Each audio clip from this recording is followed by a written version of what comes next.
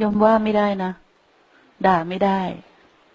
ถ้าโยมล่วงเกินโยมผู้ชายชีวิตครอบครัวโยมจะไม่มีความเจริญเลยจะเป็นหนี้ตลอดคนที่เมียกรุณาฟังคนที่เป็นเมียความเป็นผู้ชายมีศักดิ์ศรีมากกว่าเรา200 เท่าโยมไปหงุดหงิดแต่เขาทำอะไรก็ไม่เจริญต้องเรียกพี่จ๋าทุกวันพี่จ๋าโยมเรียกยังไงเนี่ยเรียกอ้วนนะคะเรียกอ้วนอ้วนอย่างเดียวเหรอค่ะมีไอ้ไหมไม่มีเรียกพี่จ๋าพูดให้เพราะค่ะ ชีวิตโยมเป็นธรรมทานนะค่ะไอ้ที่โยมมีนี้จนไม่หลุดเนี่ยเพราะโยมไม่ให้เกียรติสามีค่ะโยมคิดว่าเขาไม่รับผิดชอบครอบครัวใช่ไหมใช่ไหมค่ะ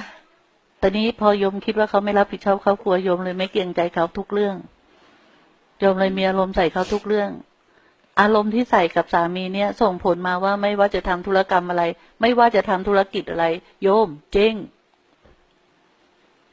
หนูต้องแก้ไขยังไงคะกราบทุกวันพี่จ๋าพี่อ้วน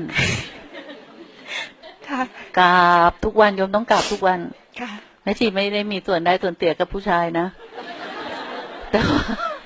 แต่ว่าแม่ชีเห็นแต่ละคนเนี่ยแม่ชีอยากรู้จริงถ้าคนที่เป็นผู้หญิงเก่งนะจะไม่ให้เกียรติสามีเลย